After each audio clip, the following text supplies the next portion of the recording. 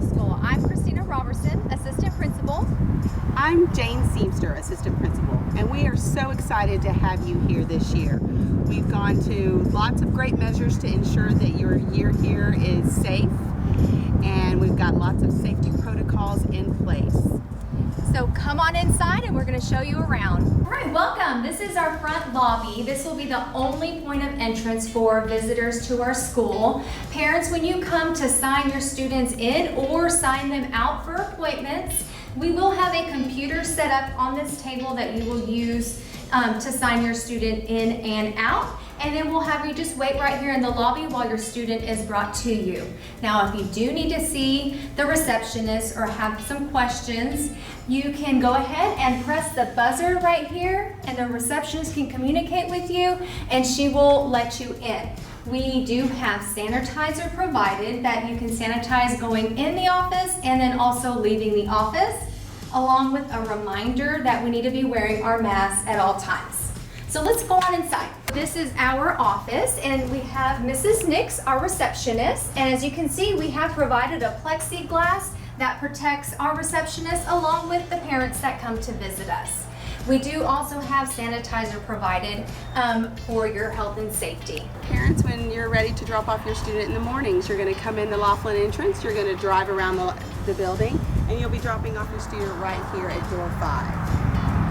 You will then come up, we'll have an administrator and a teacher on duty to make sure that all students are wearing their mask and that they are social distancing. Buses for drop-off and pick-up are right in the front of the building. In the morning, when students come to school, both bus and parent drop-off, they will go to holding areas. These holding areas are the same ones we've used in the past with one addition. 6th grade will go to our small gym. 7th grade will split. Half of 7th grade will go to the cafeteria, half of 7th grade will go to the library. 8th grade will go to our big gym. This is our 6th grade hall, the 200 hall, and what we wanted to show you here was that we have placed arrows that will show the traffic flow going down the hall. So we're always reminding their students that we stay on the right side of the hallway when we're traveling, just like when we're driving. If you'll notice on the walls, we also have them spread out throughout the building. There are signs for reminders about social distancing, covering our coughs, cleaning our hands, and just making sure we're following all those safety procedures. If a student needs to see the nurse, they will come here to the nurse's office. The nurse will only be able to see one student at a time.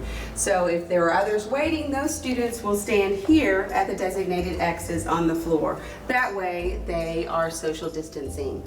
If needed, we have the isolation room right across from the nurse's office. Okay, so what we wanted to show you next was what we call our isolation room. If we have kids who show some symptoms or they're not feeling good, we're gonna send them to our isolation room. And as you can see, we have set up desks around the classroom, spread out to be socially distanced, and we added trash cans as the students might need them.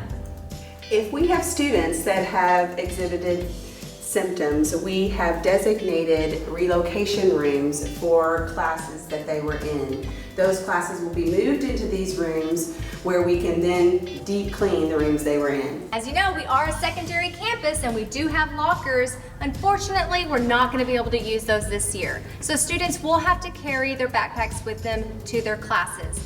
We recommend that you keep them light, so only bring those essential items that you need for your classes. Students, you can bring regular backpacks. It doesn't have to be those drawstring backpacks, but rolling backpacks are still not allowed for student safety. Here we are in the restrooms. In the restrooms, we've made some modifications for safety. We have marked off with caution tape every other stall.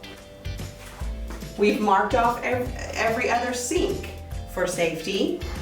We've also indicated signs for washing hands and staying safe, and we also offer hand sanitizer. Next, we have our water fountains. As you can see, we typically have water fountains, but for safety purposes, we have covered them up and students will not be allowed to use them. However, students will be able to bring water bottles. We need to make sure those close though. Parents are encouraged to provide as much water as possible for their students each day. However, if there's a student that does need water, we will provide it. So let's take a look at one of our classes. Something that we've done is we're trying to spread out our desks to allow for social distancing as much as possible. This teacher has also gone above and beyond and added arrows on her floor to help the students with traffic flow. All of our students are also going to be cleaning off their desks between classes to allow for the clean and the safety measure. All of our classrooms are also equipped with sanitizer on the wall. We wanted to show you some measures that we have put in place here in our cafeteria. As you can see, it looks a little different than it used to. We have spread out our tables to allow for social distancing, and we have reduced the number of chairs at each table. Once the students come in the cafeteria, we have placed arrows to help them with the traffic flow that'll guide them to the lunch lines for them to pick up their lunches. As we make our way down here, you can see that we have placed markers or X's on the floor to help the students with social distancing and to help show the flow of traffic that they need to follow. Some other measures we put in place here in the cafeteria is by placing dots on the tables to remind students where their seats need to remain for added safety. Students will also be assigned tables by classroom.